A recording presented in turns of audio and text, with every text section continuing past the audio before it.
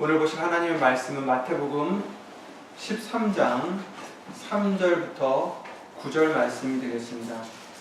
마태복음 13장 3절부터 9절 말씀입니다.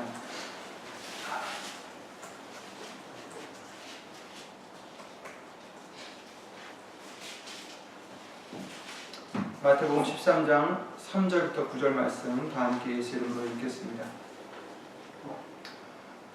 예수께서 비유로 여러 가지를 저희에게 말씀하여 가라사대 씨를 뿌리는 자가 뿌리러 나가서 뿌릴새 더러는 길가에 떨어지매 새들이 와서 먹어버렸고 더러는 흙이 얇은 돌밭에 떨어지매 흙이 깊지 아니하므로 곧 싹이 나오나 해가 돋은 후에 타져서 뿌리가 없으므로 말랐고 더러는 가시 떨기 위에 떨어지매 가시가 자라서 기름을 말하고 더러는 좋은 땅에 떨어지매 혹 100배, 혹 60배, 혹 30배의 결실을 하였느니라. 귀 있는 자는 들으라 하시니라. 다 함께 말씀을 위하여 주 예수 그리스도의 기도를 드리시겠습니다.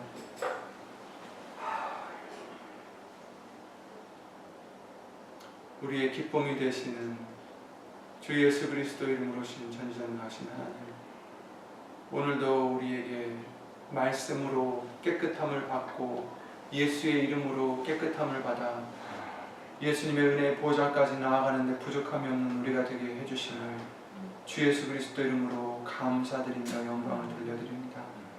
예수님, 우리가 일주일 동안 또 알고 모르고 지었던 죄를 이 시간 예수 이름으로 온전히 생명 얻는 회개를 할 수 있도록 도와주시옵고, 여기 있는 우리뿐 아니라 함께하지 못한 우리 믿음의 식구들을, 그리고 인터넷을 통해서 예수의 이름으로 예배를 드리는 심령들에게도 오늘 주실 예수님의 말씀의 큰 은혜와 깨달음과 또한 능력으로 예수 이름으로 축복하여 주셔서 예수 이름을 위하여 살고자 하는 우리 모두가 되게 하여 주시옵고, 예수 이름의 영광을 돌려드리는 열매 맺는 우리가 될 수 있도록 예수 이름으로 도와주시옵소서. 사람의 말 되지 않도록 이숨신 성령님께서 입술뿐 아니라 우리의 모든 것을 이 시간 주 예수 그리스도 이름으로 주관해 주실 것을 간절히 바라옵니다. 모든 기도 주 예수 그리스도의 이름을 힘입어 감사드리며 간절히 기도를 드리옵나이다. 아멘.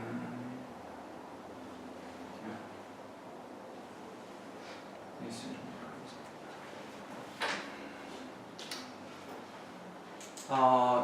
감사합니다. 최근 몇 번 말씀들을 통해서 요한복음 15장 포도나무의 비유를 우리가 봤었습니다. 그래서 요한복음 15장에서 예수님에게 있지만 곧 예수님에게 붙어있는 가지이지만 그러나 과실을 맺지 못하는 그런 가지가 있다라는 비유를 통해서 우리에게 경계를 다시 한번 해주셨었습니다. 예수님에게 붙어있다 할지라도 열매를 맺지 못하는 가지가 있다. 정말 충격적인 말씀이지만 그것이 진리요 현실입니다. 그리고 그 가지가 어떻게 될지도 말씀을 해주셨습니다. 농부가 되시는 아버지께서 그 가지를 재버리시고, 재버리면 그 포도나무에서 떨어지면 그 가지는 말라가고 결국에는 사람들이 불에 던지운다, 이렇게 말씀을 해주셨습니다. 예수님께 붙어있다면, 가지가 예수님께 붙어있다면 그 나무에서 나오는 영양분을 공급받고 또 과실을 맺는 것이 마땅한데, 그렇지 못하고 열매를 맺지 못하는 가지가 있다면 농부 되신 아버지께서는 그 가지를 제해버리신다. 무서운 말씀입니다. 말씀을 같이 들었는데 어떤 가지는 열매를 내고 어떤 가지는 열매를 내지 못합니다.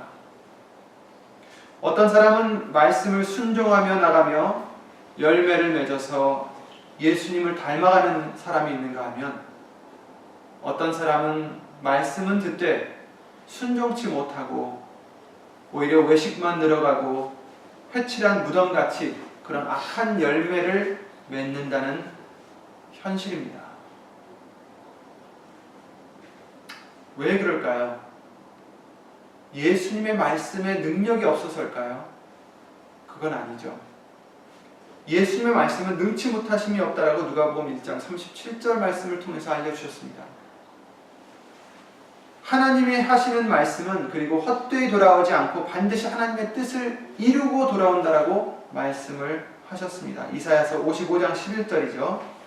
내 입에서 나가는 말도 헛되이 내게로 돌아오지 아니하고 나의 뜻을 이루며 나의 명하여 보낸 일에 형통하리라. 아멘. 하나님의 말씀은 반드시 그 뜻을 이루고 돌아오십니다.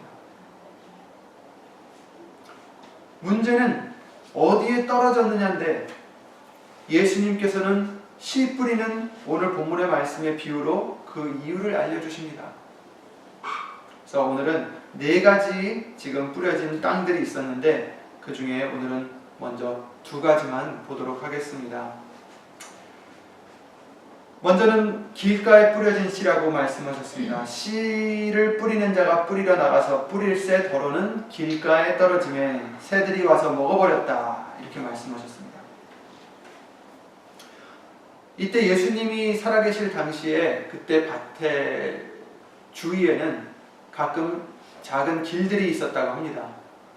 대로로는 또 위험한 일들도 있었고 또 작은 길, 지름길도 이런 식으로 이제 밭가에 있었는데 그 길들은 사람들이 많이 다녀서 굉장히 단단해진 그런 길을 우리가 상상해 볼 수가 있습니다.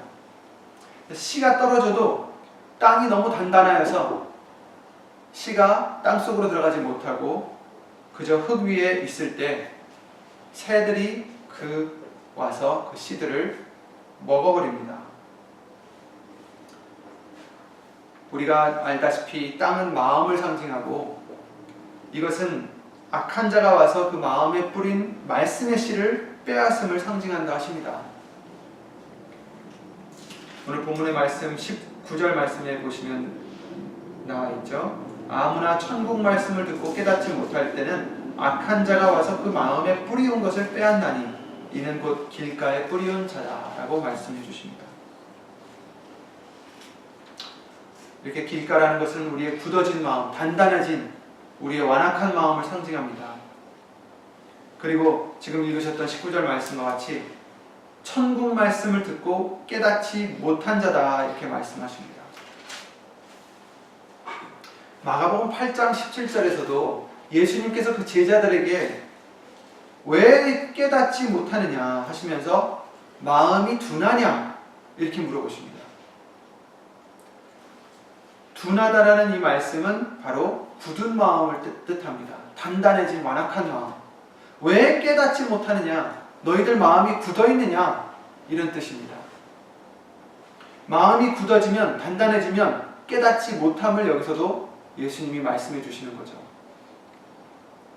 우리 마음이 완악해버리면 강팍해버리면 천국 말씀을 듣고도 깨달을 수 없다라는 것을 이 19절 말씀을 통해서 알려주시는 것입니다. 에베소서 4장 18절에도 이런 말씀이 있습니다. 저희 촌명이 어두워지고 저희 가운데 있는 무지함과 저희 마음이 굳어짐으로 말미암아 하나님의 생명에서 떠나 있도다. 저희 마음이 굳어져 있기 때문에 또 저희 촌명도 떠나가 있고 무지함이 있다는 것을 말씀해 주시고 있습니다.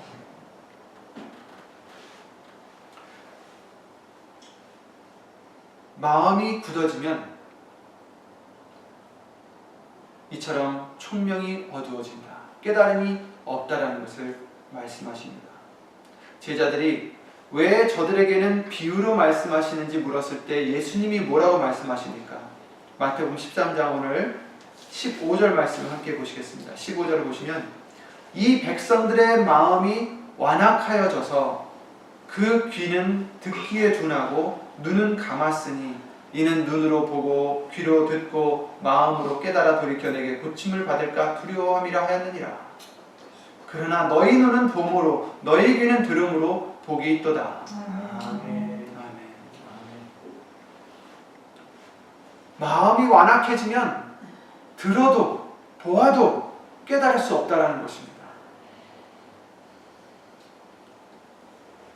그러므로 우리의 마음은 길가의 마음이 되서는 안 되겠습니다. 완악한 마음이 되서는 안 되겠습니다. 강팍한 마음이 되서는 안 되겠습니다. 우리의 마음이 세상의 이론들과 생각들로 곧 죄의 유혹으로 강팍하게 되면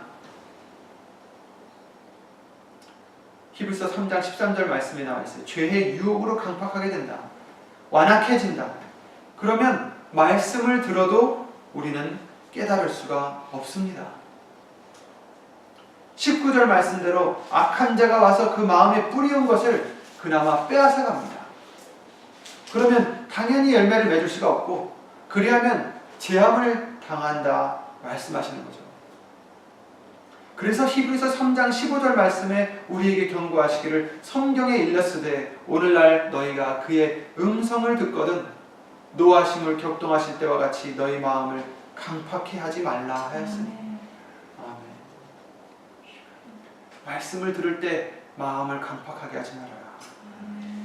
세상의 생각으로 죄의 유혹으로 마음이 굳어지지 말아라 말씀하십니다. 굳어버린 밭을 일구어서 씨가 묻어질 수 있도록 부드럽게 농부들이 하듯이 우리도 묵은 땅을 갈아야 됩니다. 예레미야 4장 3절 말씀에 나 여호와가 유다와 예루살렘 사람에게 이같이 이르노라. 너희 묵은 땅을 갈고 가시덤불 속에 파종하지 말라. 이렇게 말씀하셨습니다. 묵어서 단단해진 땅을 갈아라. 부드럽게 만들라는 뜻이죠. 그러시면서 스스로 할례를 행해서 마음 가죽을 베라 하십니다. 우리의 마음 가죽을 베고 굳어버린 마음을 부드럽게 하려면 우리는 스스로 할례를 행해야 됩니다. 예레미야 4장 말씀을 잠깐 찾아보시겠습니다. 예레미야 4장입니다.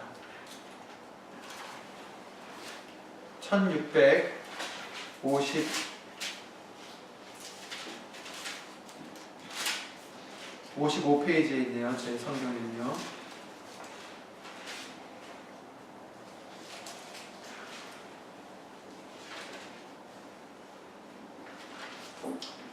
(3절) (4절을) 보시겠습니다. 나 여호와가 유다와 예루살렘 사람에게 이같이 이르노라. 너희 묵은 땅을 갈고 가시덤불 속에 파종하지 말라. 4절이요. 유다인과 예루살렘 거민들아, 너희는 스스로 할례를 행하여 너희 마음 가죽을 베고 나 여호와께 속하라. 그렇지 아니하면 너희 행악을 인하여 나의 분노가 불같이 발하여 사르리니 그것을 끌 자가 없으리라. 아멘.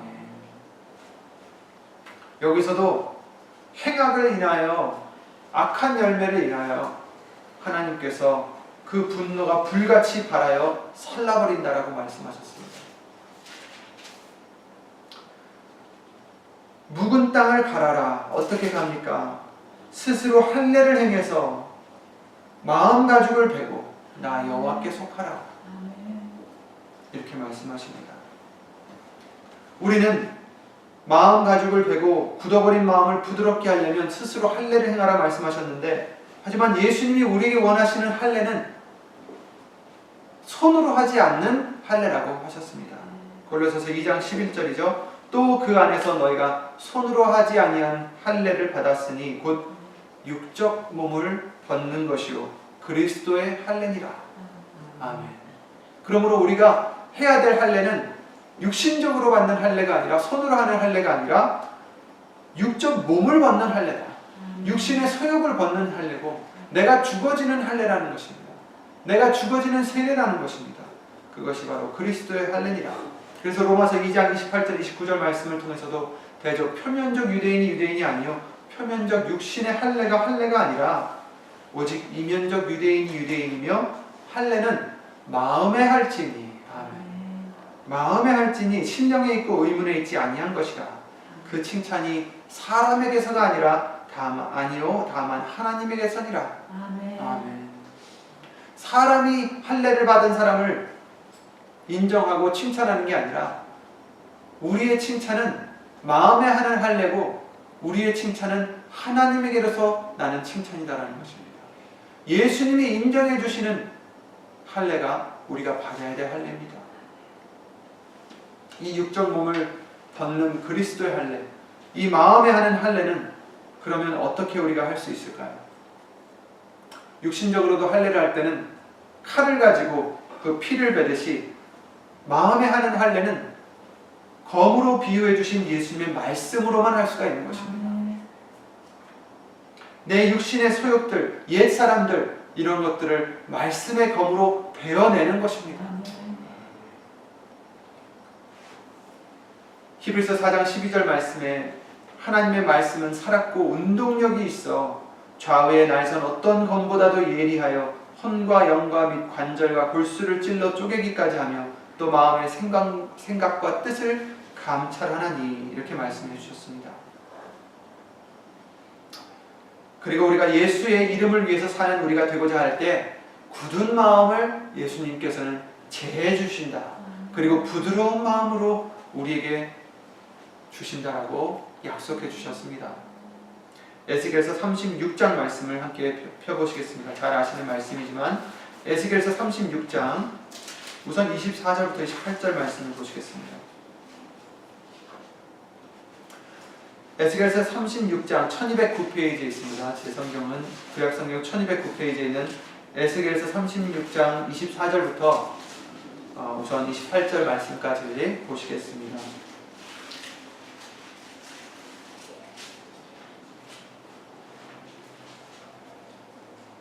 내가 너희를 열국 중에서 취하여 내고 열국 중에서 모아 데리고 고토에 들어가서 맑은 물로 너희에게 뿌려서 너희로 정결케 하되 곧 너희 모든 더러운 것에서와 모든 우상을 섬김에서 너희를 정결케 할 것이며 또 새 영을 너희 속에 두고 새 마음을 너희에게 주되 너희 육신에서 굳은 마음을 제하고 부드러운 마음을 줄 것이며 또 내 신을 너희 속에 두어 너희로 내 율례를 행하게 하리니 너희가 내 규례를 지켜 행할지라.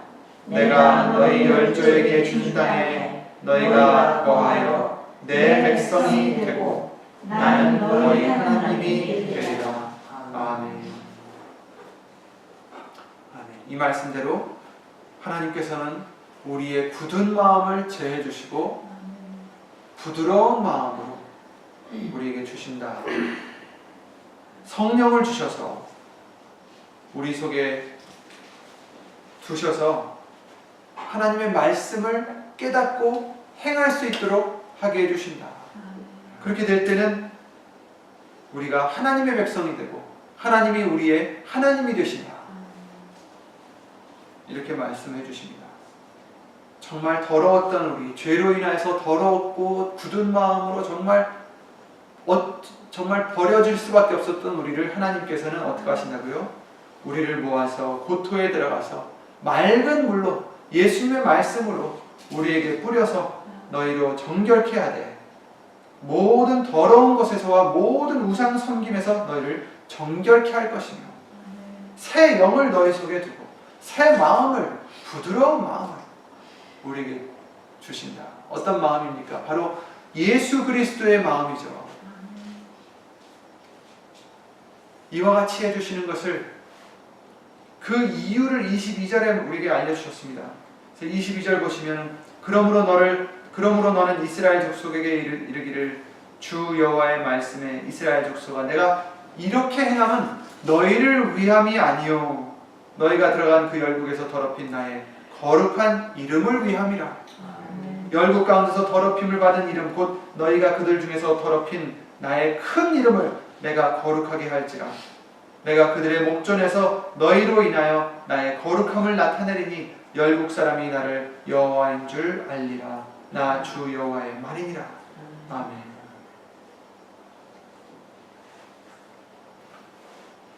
우리가 열국 중에서 더럽혔던 하나님의 그 큰 이름을 하나님께서는 아끼시고 그 이름을 위해서 우리에게 이와 같이 해주신다는 것입니다. 아멘.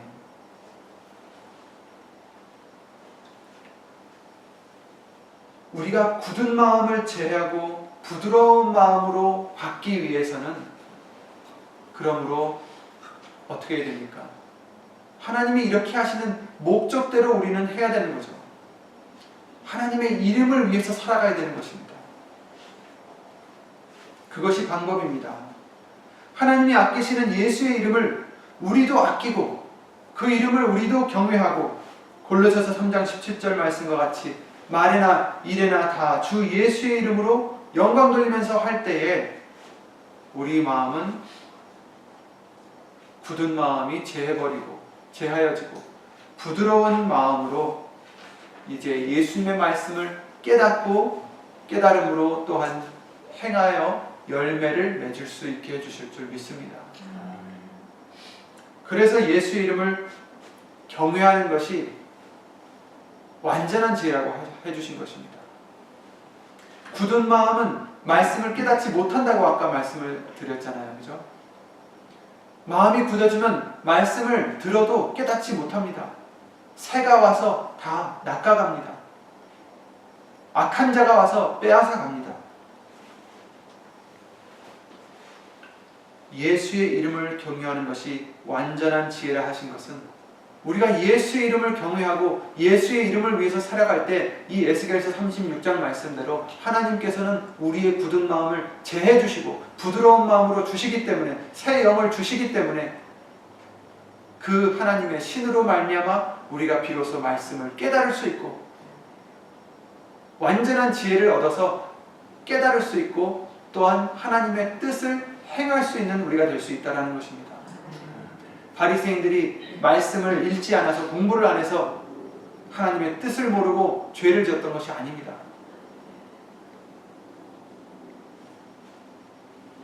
성령님께서 오셔야 부드러운 마음이 되어야 완전한 지혜를 우리가 받아야 말씀을 깨달을 수 있는 것입니다. 그러기 위해서는 하나님의 이름, 곧 예수의 이름을 경외해야 된다는 것입니다. 두려워해야 된다는 것입니다. 그 이름이 혹시라도 나 때문에 더러움을 입힐까봐 에스겔서 36절 말씀대로 그 큰 이름이 우리가 더럽힐까봐 그 큰 이름을 우리가 더럽힐까봐 우리는 노심초사하며 두려워해야 된다는 것입니다. 말이나 일에나 골로새 3장 17절 말씀대로 말이나 일에나 다 주 예수의 이름으로 해야 되는 이유는 바로 예수의 그 아끼시는 그 예수의 이름이 나 때문에 혹이라도 내 행위 때문에 내 말 때문에 내 마음 내 생각 때문에 이 말씀대로 더럽힘을 받을까 우리는 두려워해야 된다는 것입니다. 미가서 6장 9절 말씀대로 예수의 이름을 경외하는 것이 우리의 완전한 지혜라고 우리에게 알려주셨듯이 말씀을 그 하나님의 뜻을 깨닫는 완전한 지혜를 오직 예수 이름을 경외할 때 우리는 얻을 수가 있는 것입니다. 세상의 생각과 죄의 유혹으로 우리의 마음이 강팍해져 있다면 다시 예수님의 말씀으로 돌아와서 예수의 이름을 경외하면서 마음의 그리스도의 할례를 우리는 받아야 되겠습니다. 그래야 들은 말씀을 악한 자에게 빼앗기지 않을 수 있다라고 하십니다. 말씀을 아무리 들어도 열매를 맺는 가지가 있는가 하면 열매를 맺지 못하는 가지가 있는데 혹시 내가 얼마나 많은 열매를 맺었는지 그 열매 맺는 방법을 우리에게 말씀들을 통해서 알려주셨기 때문에 먼저는 예수의 이름을 경외하는 우리가 될 때 우리에게 부드러운 마음으로 굳은 마음을 제해 주시고 부드러운 마음으로 주시며 성령을 우리에게 주셔서 그 말씀을 깨닫고 비로소 깨닫고 행할 때에 열매를 맺게 해주신다는 것을 잊지 마시기를 예수 이름으로 기도를 드립니다. 그러므로 오늘 본문 말씀으로 돌아가서 길가에 떨어지는 그런 씨들 그런 길가가 되지 않도록 우리는 예수 이름으로 골로새 3장 17절 말씀을 명심해야 되겠습니다. 두 번째 길은 무엇이었습니까? 돌밭에 떨어진 씨를 말씀하셨습니다. 더러는 흙이 얇은 돌밭에 떨어짐에 흙이 깊지 아니하므로 곧 싹이 나오나 해가 돋은 후에 타져서 뿌리가 없으므로 말랐다, 이렇게 말씀해 주십니다. 그래서 이것을 설명해 주실 때 20절 말씀에 돌밭에 뿌리였다는 것은 말씀을 듣고 즉시 기쁨으로 받되 그 속에 뿌리가 없어 잠시 견디다가 말씀을 인하여 환난이나 핍박이 일어나는 때에는 곧 넘어지는 자요, 이렇게 설명을 해 주십니다.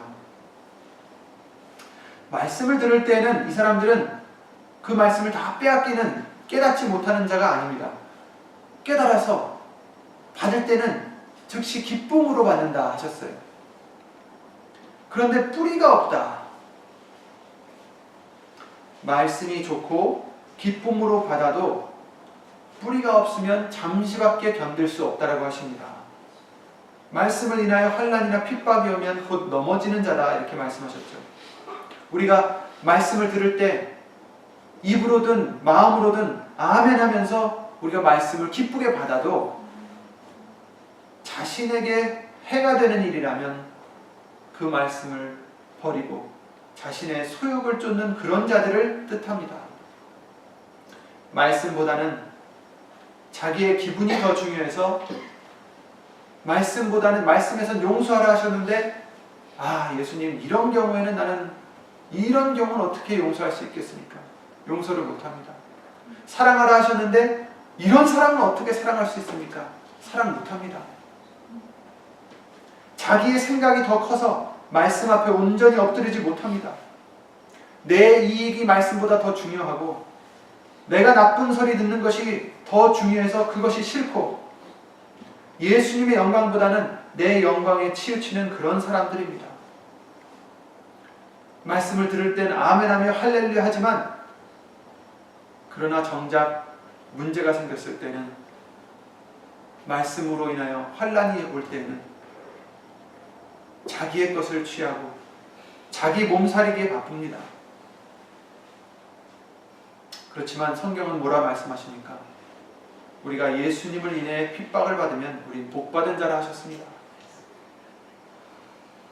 오히려 기뻐하고 즐거워하라 하십니다. 말씀으로 인하여 환난이 왔을 때에도 내가 손해본다 해도, 내가 죽어진다 해도 우린 그것을 싫어하는 자가 되서는 안 되겠습니다. 그것을 피하는 자가 되서는 안 되겠습니다. 말씀을 더 중요하게 여기는 우리가 되어야 되겠습니다. 뿌리를 내리시기를 바랍니다. 말씀에 뿌리를 내리셔서 어떤 환난이 와도 흔들리지 않는, 요동하지 않는 그런 우리가 되어야 되겠습니다. 오히려 기뻐하고 즐거워하라 하십니다. 하늘에서 너희 상이 큼이라, 이렇게 말씀하셨습니다. 마태복음 5장 11절 12절이죠. 나를 인하여 너희를 욕하고 핍박하고 거짓으로 너희를 거스려 모든 악한 말을 할 때에는 너희에게 복이 있나니 기뻐하고 즐거워하라. 하늘에서 너희의 상이 큼이라. 너희 전에 있던 선지자들을 이같이 핍박하였느니라. 아멘. 아멘.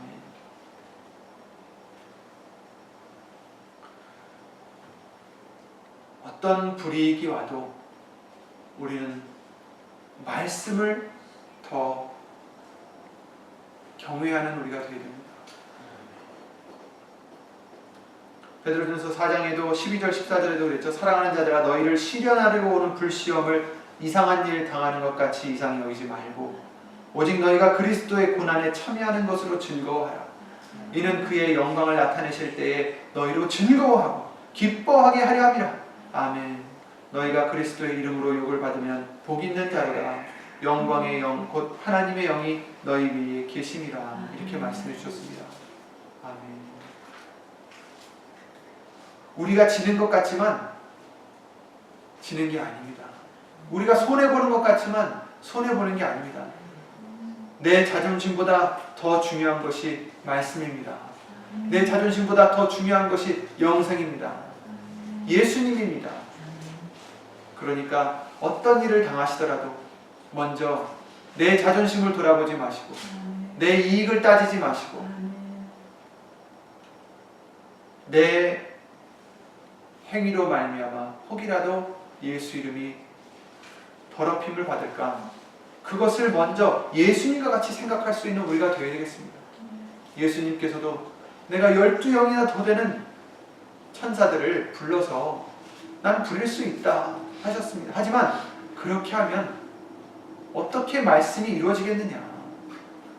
정말 예수님 마음속에는 온전히 하나님의 뜻을 이루고자 하시는 그 중심이 계셨기 때문에, 그 뿌리가 있었기 때문에 흔들리지 않으셨던 것처럼 저와 여러분들도 그 중심이 있으시길 바랍니다.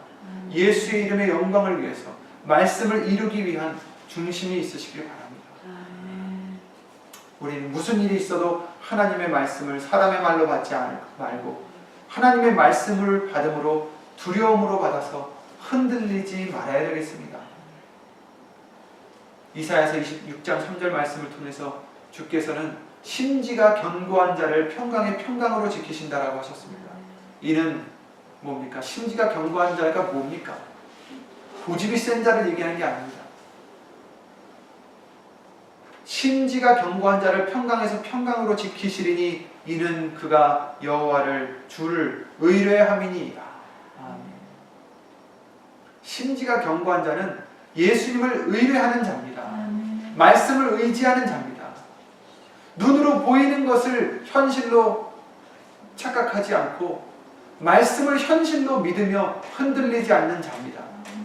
이런 자들이 심지가 견고한 자이고, 이러한 자를 하나님께서는 평강의 평강으로 지켜주신다고 약속해 주셨습니다. 열매를 못 얻는 이유가 무엇입니까? 뿌리가 없어서 말라 타버리기 때문입니다. 넘어지기 때문입니다. 어떠한 풍랑이 와도 저와 여러분들은 말씀의 뿌리를 깊숙이 내리셔서 예수 이름으로 좋은 열매를 30배, 60배, 100배를 맺는 저와 여러분들이 되시길 바랍니다. 정말 예수님께서 우리에게 씨를 골고루 뿌려주시는데, 문제는 우리가 어떠한 땅이 되느냐, 그것이 문제입니다. 길가의 땅과 같이 완악하고 강팍한 그런 땅이 돼서도 안 되고, 또 돌밭과 같이 정말 흙이 너무 없어서 잠시 잠깐은 말씀을 기쁨으로 받았지만 내 것이 더 중요하고 내 영광을 추구하는 것이 더 중요해서 그 말씀에 부딪힐 때, 말씀으로 인해서 어려움이 올 때 말씀을 버리고 내 것을 취하는 그러한 돌밭 같은 우리가 되셔도 안 된다라고 오늘 말씀을 통해서 알려주시고 계십니다. 예수님께서 우리에게 요한복음 15장 말씀을 통해서 알려주셨듯이 너희가 열매를 많이 맺으면 아버지께서 영광을 받으신다, 이렇게 말씀하셨습니다.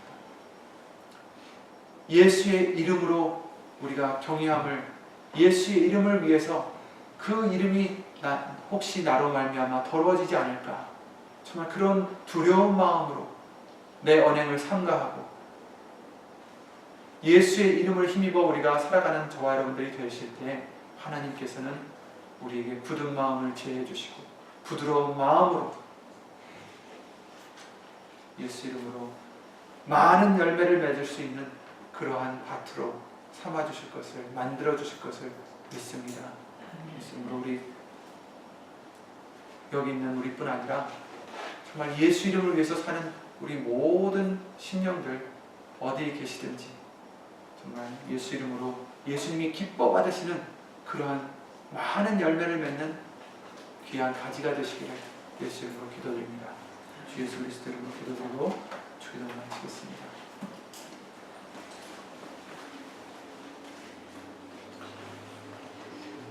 예수 이름으로 신 전지전능하신 하나님,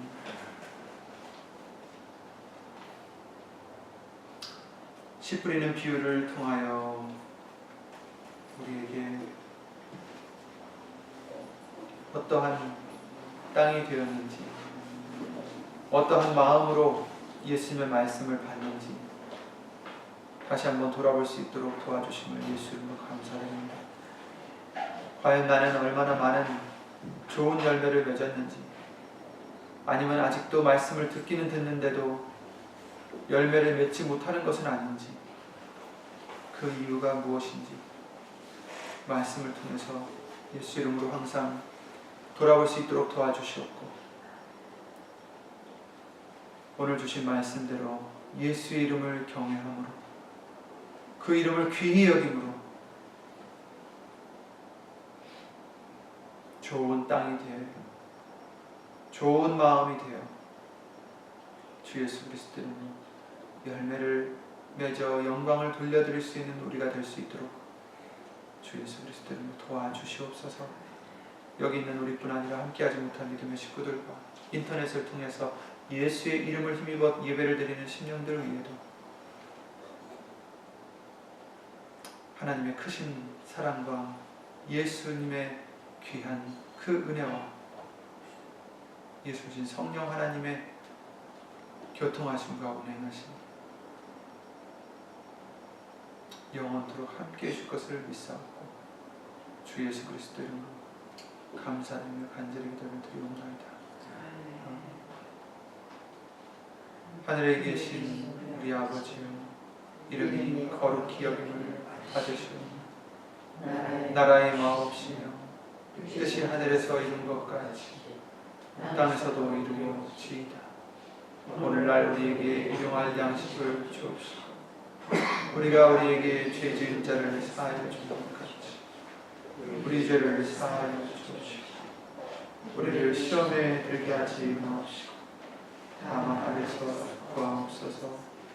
나라와 권세와 영광이 아버지께 영원히 있사옵나이다.